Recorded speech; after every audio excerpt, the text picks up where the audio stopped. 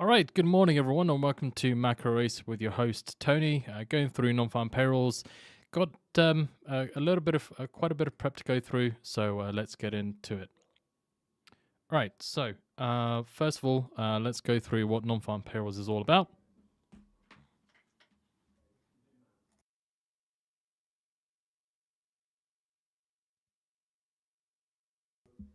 Okay, so what is non-farm payrolls? It represents the net amount of jobs created within the prior month.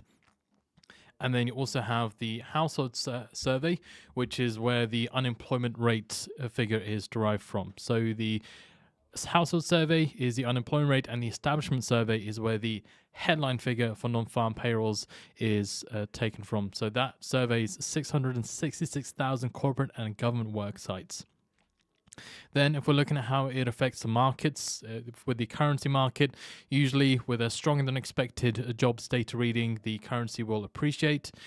And for the stock market, you see in this current scenario where the Federal Reserve hasn't discussed interest rate cuts as of yet, and is more or less finished with a rate hiking cycle, we're still seeing a negative reaction from the stock market, because if the jobs data is stronger than expected, that can lead to speculators betting that the central bank will either keep their rates at this current rate for longer, or there is a chance of another interest rate hike that could occur, and the prior being the more likely scenario. Well, then with the bond market, bond yields see an appreciation. Again, it's the same scenario with the currencies. If you do see stronger than expected data, bond yields see an appreciation in anticipation of higher rates. And then on the flip side, with the bond prices head lower. So if we're looking at the current indicators that are weighing on sentiment at the moment, we have inflation at 3.2% compared to 3.7%. PC price index data 3% compared to 3.4%. GDP quarter on quarter for the third quarter for the second estimate was at 5.2% compared to Q2's of 2.1%. ISM manufacturing employment was at 45.8 compared to 46.8. The manufacturing PMI was unchanged at 46.7. Services employment ticked high to 50.7 compared to 50.2. The services PMI was at 52.7 compared to 51.8. And JOLTS job openings, which we had this week, was lower than the prior at 8.733 million compared to 9.553 million. Employment costs at 1.1% compared to 1%, and the ADP employment change data that we had also this week as well was lower at 103k compared to the prior 113k. So the reason why we're looking at all these different figures and these economic indicators is it gives you an overall idea of where the US economy is and what traders will be focusing on. So let's say if the employment data overall in the US has been quite strong, or there is a robust labor market, then the central bank will also be looking at those different indicators too, and then combining all the data together to figure out whether or not they need to keep rates at where they are current levels for longer, or whether they can pivot sooner, or if they should raise rates in the future. Again, the likelihood of that scenario where the central bank raises rates is very minimal, as traders are still expecting the central bank to keep rates on hold at this meeting. But that doesn't mean that there can't be surprises, or that bets can't increase for an expectation for the central bank to raise rates. Maybe not fully pricing in another rate hike, but the volatility that comes with the speculation of markets pricing in for another rate hike, or looking towards more odds of a rate hike happening. Again, that's something that we can't put to the side. And the average hourly earnings was at 4.1% compared to 4.3%. So triggers then for the economic release. So for non-farm payrolls, economists are looking at a high estimate of 240k with a deviation of about 50k, and a low estimate of 100k. And again, so that's now it's about without the deviation, it was about 90k earlier on in the week, so now it's about 80k. And then with the unemployment rate with a high estimate of 4% and a low estimate of 3.8%. Average early earnings with a high estimate of 4.1% with a low estimate of 3.9%. And private payrolls with a high estimate of 200K and a low estimate of 73K. So we've got to bear in mind that last time, or in the previous release that we had with Nonfarm Payrolls, the average hourly earnings did have an effect. Did have an effect on the markets because it was a wage price pressure gauge that traders were looking out for, whether or not wage prices were going up, or if they were seeing a material decline. Now that's less so, and there's more of a shift towards the US economy as a whole. And the first point being, what does the jobs market look like? How many new jobs are being added? And then in turn, how many people are taking on those roles within the US economy? Doesn't mean it's not out of the picture altogether, but you have had more of a leaning towards the growth aspect of the US economy compared to the inflation aspect of the US economy. Then the previous report in September, we'd seen that job gains occurred in healthcare, government and social assistance, employment in manufacturing declined due to strike activity, should say the November report looking at October. And then the healthcare report that we had was we had seen, or the breakdown of it, there was 58K in healthcare, leisure about 19K, government 51K, social assistance about 19K. There was a decline about 12K in transportation and warehousing. Professional services about 15K jobs added. Manufacturing, there was a 35K decline. Construction about 23K added, and information with about a 9K decline. So then if we're looking at Fed and government views, so we have Fed's Powell, who said that on the 1st of December that there is a path to getting inflation down to 2% without large job loss. We are on that path. And he also added that he was surprised on the upside this year with inflation coming down meaningfully, but growth and jobs continuing. So that is something that the Federal Reserve wants to try and maintain, where they bring inflation down without having too much of a material effect on the jobs market or growth within the US economy. So far, it seems to be working. You haven't seen huge material declines in the jobs data where it would leave traders considering that there is going to be a complete loss of jobs that are added, which will then in turn lead to a recession within the US economy. And you have seen growth that's been quite decent for the third quarter, as we had gone through that list of the economic indicators weighing on sentiment. So from Powell's point of view, things are ticking along quite nicely, and there isn't anything to kind of goad the central bank or prod the central bank into the thinking that they may have to raise rates again, or maybe hold rates for longer. From the trader's point of view, that's what speculators believe. So you already have pricing in of rate cuts within the first half of 2024. And Fed Scoresby said that the labor market is very strong, and on November 29th, you had Fed's beige book that said that demand for labor continued to ease. And November 28th, Fed's Wallace says the labor market is cooling off, but is still fairly tight, and that he will watch closely. And then looking at investment bank and sentiment views and market views as a whole, so BMO, they said that given current March and May Fed pricing, we struggle to envision a print that would be disappointing enough to move those probabilities significantly higher. And TD Ameritrade said that market price for rate cuts has increased sharply amid softer data and dovish Fed remarks, with the trough rate plunging and taking front-end rates lower. They said that, however, near-term rate cut pricing may be overdone if data decelerates more slowly. So the key focus there is that the Fed is still data dependent, and the markets at this point, they might be a bit too optimistic.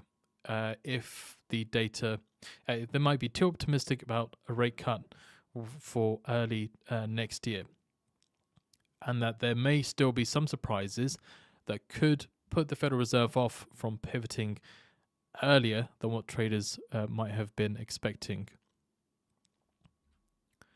And then if we look at the previous market reaction, what we had from non-farm payrolls when the data had come out, and we'll look at the deviations as well. So if we just, let's bring that up here.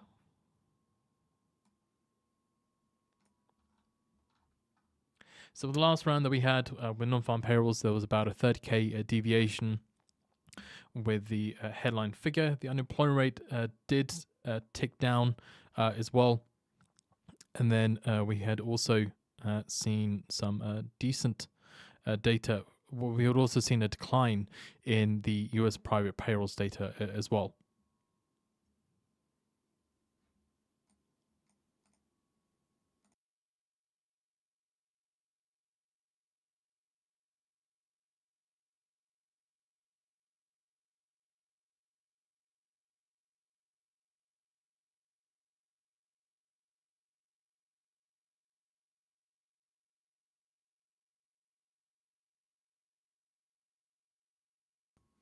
Okay, so as said, so we did see weaker than expected data overall from the US. So just a clarification, with the unemployment rate did tick 0.1% higher from the prior 3.8% to 3.9%. But you can see here the market reaction was quite strong off the initial data that we had seen on the first candle. So the first candle, we'd seen about 66 tick move towards the upside on the S&P 500, about 295 tick towards the upside on the NQ.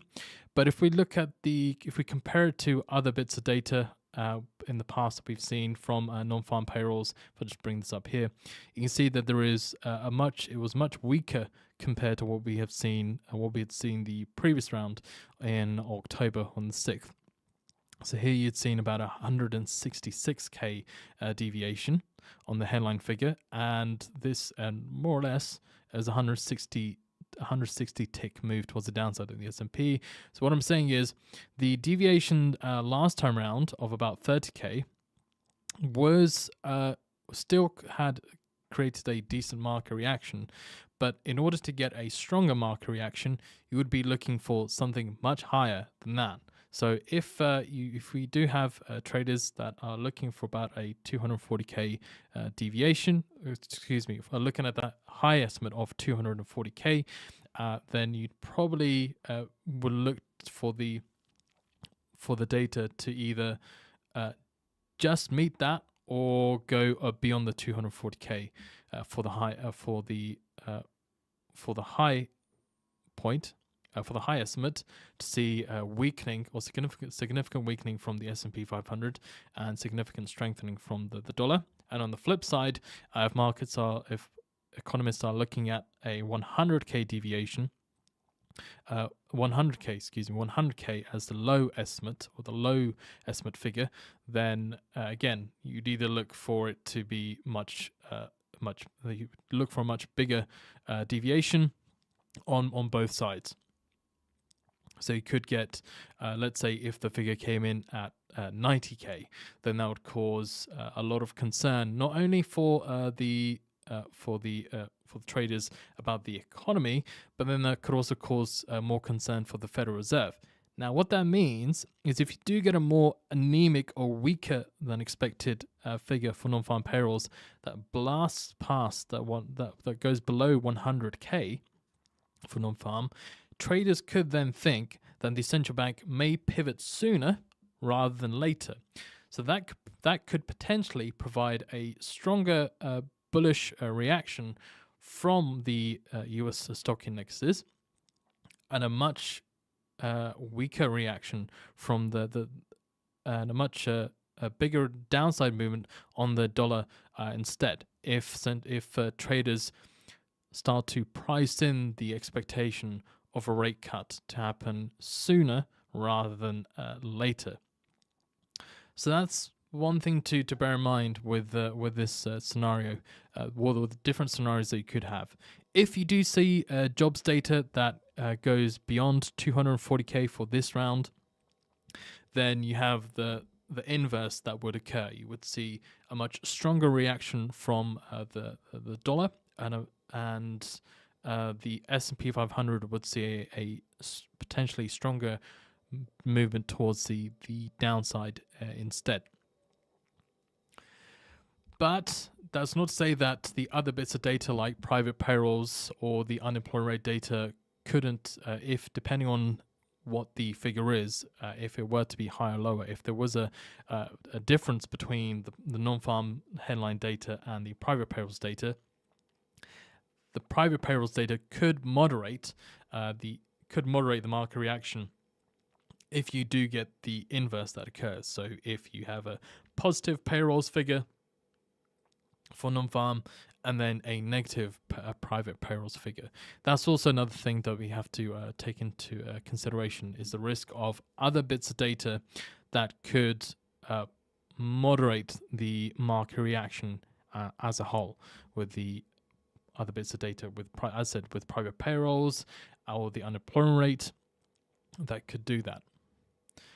All right, so we're going to play a previous, we're just going to play the reaction then of this live stream that we had seen last time around. Bear in mind, so if you like the video so far, don't forget to subscribe to the channel, give the video a like, share the video too if you found the information useful in the past, if you found it useful for yourselves if you're new today.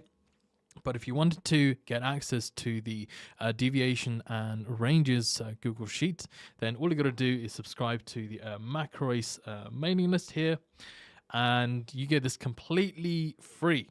Okay, with the data for not just non-farm payrolls and the previous market reactions, but also you have US CPI.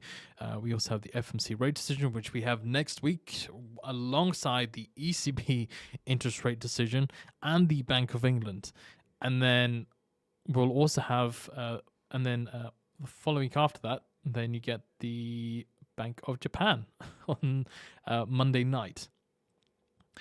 We won't be, of course, covering the Bank of Japan. It was more or less covering the European, late European releases, such as the ECB rate decision, the Bank of England, and the majority or a lot of the US releases. Okay, so as I said, this is all completely free for you to look at. I edit this in live in real time, which you'll be able to see whenever I do that.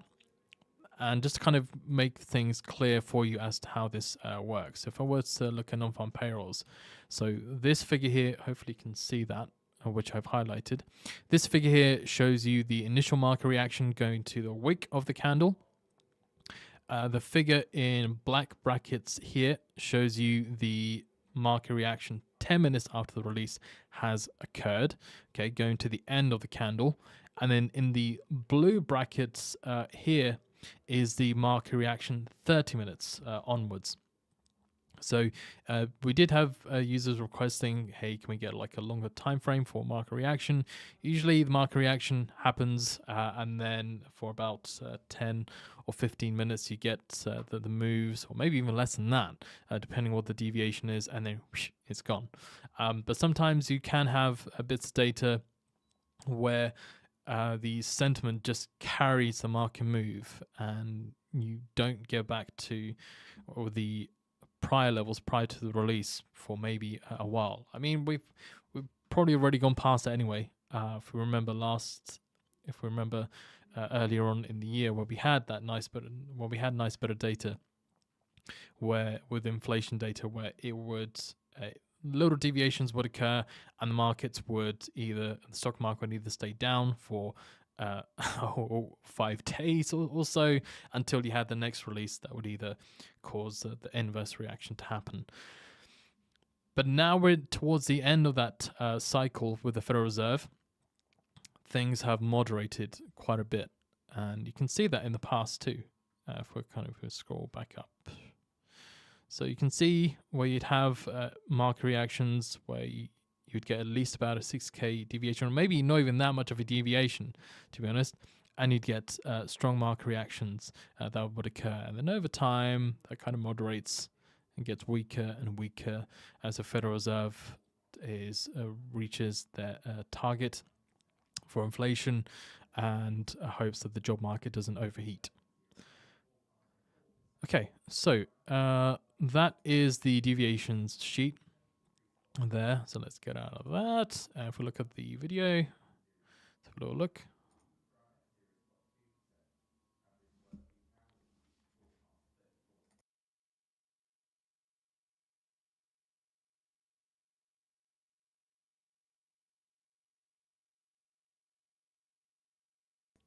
Oh, you didn't hear me talk about the so the MACROACE mailing list. It just shows you the market reactions that have occurred and how big the deviations have been from an economic release or economic releases. That's what it is. And the link that I put there in the chat, that's to sign up to the MACROACE mailing list. To get access to the deviations, once you've signed up, you'll get an email Monday morning with the deviations and ranges. So it would be a button in the email saying ranges, deviations, or deviations and ranges. And you also get access to the live streams for the week ahead. And you also get a small summary of what to expect in the Europe, Asia, and US session. It's very small, quite compact. There's not a lot of detail in there. It's more of a refresher of what's happened and what is expected to happen in the week ahead in regards to economic releases. And that's what we get access to. And that email is sent out once a week. Okay, let's play this. Hopefully it works. Okay. So this is the last release that we'd seen back in November. You can see that with the 30k or about 30k deviation, they'd seen that nice old pop from the markets, and also bearing in mind you had the private payrolls that was lower than expected too. So that also helped with the non-farm payrolls data. Bear in mind, I think the reaction or the deviation that we're looking for at that time was for about at least 50k from our side, considering past market reactions. But you had a 30k deviation on the non-farm payrolls headline figure, and then the private payrolls also came in much weaker than expected. So that helped keep the strength in the towards the upside for the S&P 500. Let's bring up my deviations again.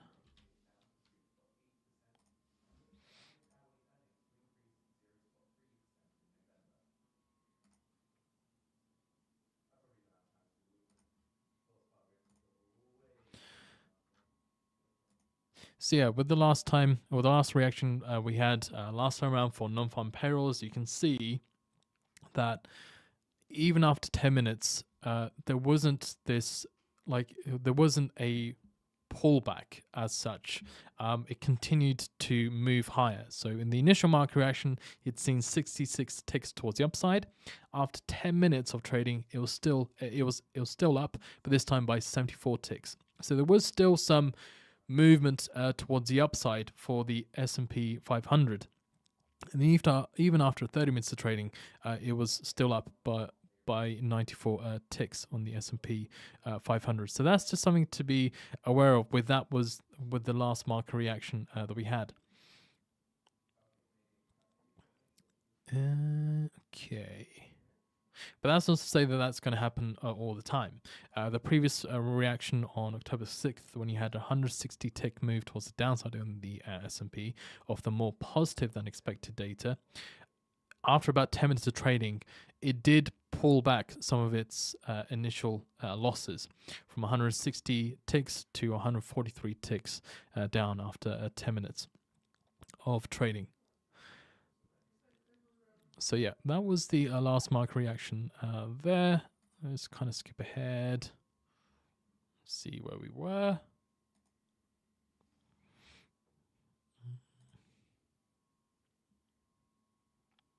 Okay, so you can see that it still held above that initial pop that I'd seen.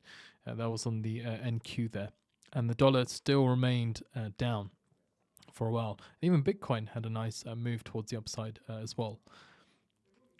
Okay, so let's get out of this here.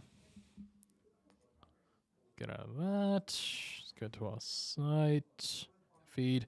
So we're going to be looking at the dollar yen. Now, the dollar yen has had very interesting moves so far this week. The obvious reason is that the Bank of Japan has been making some fire within the markets. The idea that the central bank, Governor Ueda, talking about where the rate could possibly end up if it does go, whether it goes to 0.1% or not, had caused the market participants to believe that the central bank could raise rates this month. So the yen overnight had, and for the session yesterday, or for the sessions yesterday, had seen a huge amount of strengthening that we had seen from the yen off the back of that speculation. So this time round, with the yen now finally moderating after a day's worth of gaining, so if we're looking at the biggest currency movers, we'd seen that it has always been the dollar yen that has seen the biggest currency moves. Again, it's quite important that if the Bank of Japan is looking to raise interest rates or tighten monetary policy, that will then have a knock-on effect not only on the US dollar but on everyone else. But we can see that on the dollar yen, it's had the most impact whenever there has been any news from the Bank of Japan. So the dollar yen has always had the largest market reaction out of all the currency pairs that we've seen in the past. And if we're looking at the bonds as well, so for the two-year bond has always had the largest market reaction because that's most sensitive to the rate cycle. So it always gets the largest reaction compared to the 30-year bond in the US. Okay. So hopefully that kind of gives you a bit of a rundown of that there. We've got about 3 minutes left. So if you haven't subscribed to FinancialJuice, which is a live voice and text service giving you the up-to-date news of what's going on in the world, what's going on in the markets, then you can subscribe to that completely for free following this link here. Now, if you're not used to the if you're not used to FinancialJuice if you're not used to listening to a live voice and text service, then you can get access to that. As said, there's a completely free version. The free version has adverts. There are delays to it, but the pro version of FinancialJuice, the view that you're currently seeing here, is live and in real time. So particularly if you're a day trader, you want to be able to jump onto those bits of news or economic releases that are going to rock the market or have rocked the market. So you want to be in the know as soon as you can. We've got about a minute and 30 seconds left. So FinancialJuice, as said, it's a live real-time voice and text service for the pro version, allowing you to stay up to date with what's going on in the world and the markets. Here you have your live voice text. You have your live voice feed with this little button that I've selected here. And then here on the left-hand side, you have your economic calendar for the week ahead. And in the center, you have your news feed here of the text headlines that we have. Okay, 1 minute to go. So let's close that down for now. We're going to get ready, see what happens in the markets. Okay.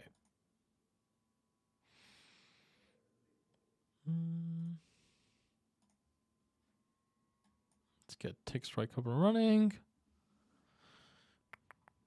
Let's get that there.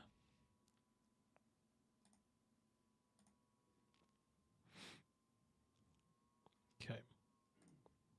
All set.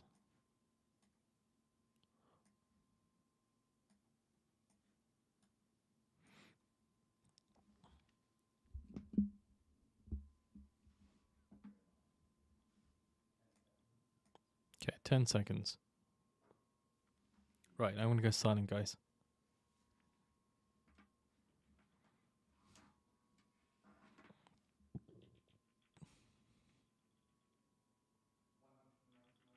$199K.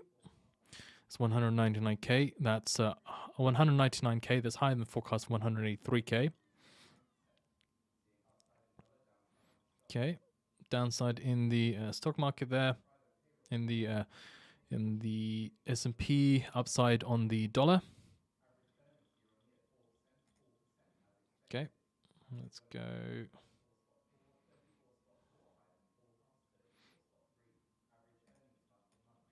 Okay, continuing to see that downside there. So stronger than expected data from non-farm. So there wasn't a huge deviation, but if we're looking at other areas too within markets, so private payrolls was weaker than expected at 150k compared to the forecast of 158k. Average work week hours ticked up 34.4%. Average hourly earnings, let's bring that up here. Average hourly earnings was as expected at 4%. So non-farm with that 199k did see that initial move towards the downside. Dollar yen looks to have had the biggest move. Let's kind of close those. Let's look at gold too. Okay. All right. So let's do some measurements then. Let's see what happened here.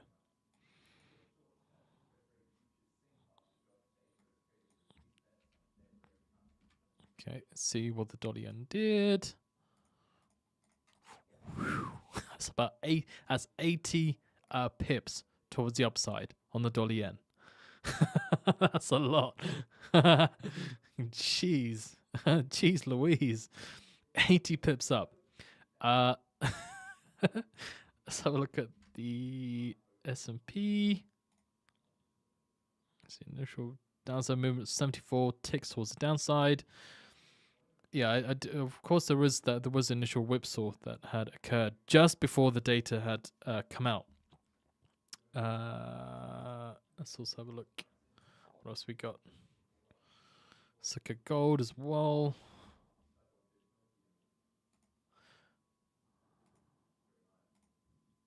Okay, 123 ticks towards the downside on gold there.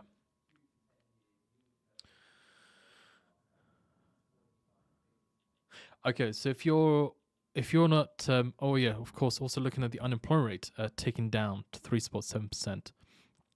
So that would have helped with the non-farm payrolls figure as well.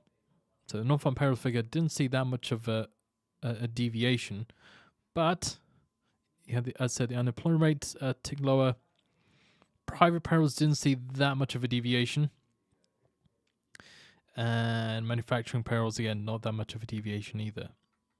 Okay, seeing some, so here we are, interesting. Fed swaps price in less easing in 2024 after the jobs report. So again, that's a key thing to be aware of what the sentiment is from traders. Short-term interest rate futures sink after jobs data as traders reduce bets on Fed rate cuts in 2024. So that's markets. So that's speculation creeping in that the Fed is going to take a little longer to decide when to, little longer before they pivot instead.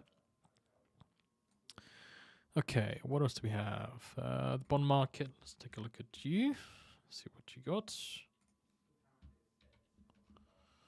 Okay, let's see what we got there. So it's about 46 ticks towards the downside on the 2-year bond there. I say Bund, it's the German stuff. On the 2-year bond. Okay. So if we're looking at a comparison then of the previous market reaction that we had seen last time. So this is a stronger market reaction for the non-farm payrolls data. So last time around, we'd seen 66 ticks towards the upside on the S&P. This time around, we're seeing 74 ticks towards the downside on the S&P. So again, a stronger reaction compared to what we'd seen last time round. All right. Let's also have a look at some of the other areas too. Yeah, so things are still being underpinned for the moment. The interesting thing will be, will the momentum carry on 10 minutes later, or how long will it take for it to reverse course on the stock market? Okay. All right. So final thing that I want to kind of go through is with TICKSTRIKE here. TICKSTRIKE, what it does, it allows you to listen in to how strong the buying or selling momentum is within the markets. So if I give you an example here, so if we're looking at the dollar yen, oops, yeah, there we go. So with the dollar yen, as you can see here, showing you how strong the buying or selling momentum is within the dollar yen, or what we call here the ticker. So it allows you to listen to and see order flow. Okay, we'll see how strong order flow is. And in this case here with the dollar yen, with this ticker box, this number represents the sensitivity and how strong the buying or selling momentum is. So number 1 is the most sensitive to market reactions. So when there's a little bit of buying or selling that occurs, then TICKSTRIKE will give you a visual and audio alert to that. And the higher the number is, the less sensitive the ticker becomes to the market reactions. So only when there's a big amount of buying or selling momentum that occurs within the markets will TICKSTRIKE give you an alert. So you can see here I've put on 15.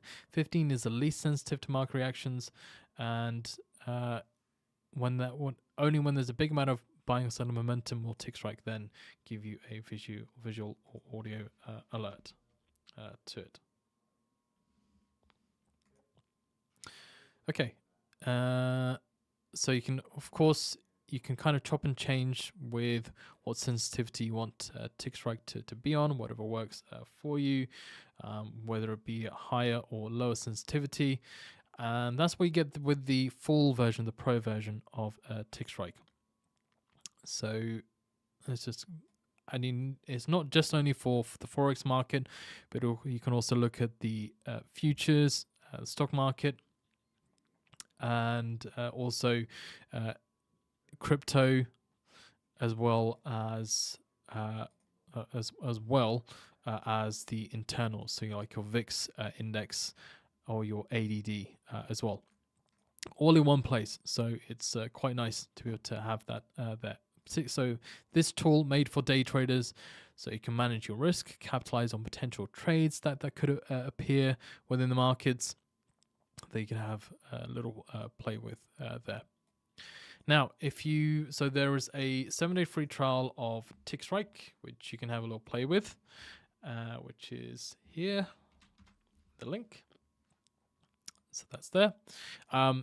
Usually one thing to bear in mind with TICKSTRIKE is that, again, if you're not used to TICKSTRIKE or how it works, then on the FinancialJuice newsfeed, you have a limited version or the free version for TICKSTRIKE, which has its sensitivity set to, I believe, maybe 6 on all of these different assets here. But again, it's limited, but it's still a good way to kind of understand how TICKSTRIKE could work and how it could potentially be incorporated into your trading. If you feel confident and you want to subscribe to it and you want to take it on, then, as I said, you do have the link there, which provides you with a 7-day free trial, and then you can pay for it once you finish the 7-day free trial. But yeah, as I said, so there's a limited version on the FinancialJuice newsfeed they can have a little play with. It's not the pro version, but it's still a good way to understand how it works, and then whether or not it suits you, if it's something you want to do or not. Okay. All right, so that is TICKSTRIKE, which I've provided you with the link in the chat. Next week, don't forget, next week we have the Bank of England, the Federal Reserve, the ECB with their rate decisions, okay, that I'll be covering next week. And again, I'll be providing the sentiment, what to expect from the central banks and what they've said in the past and how that could affect their future rate decisions. Okay, so I'm not an oracle, but if we just go off of the past data and what's been said by central bankers to kind of give you a better understanding of what to expect within the markets, or how the markets could react. Okay, that is the economic release there. I hope you enjoyed it.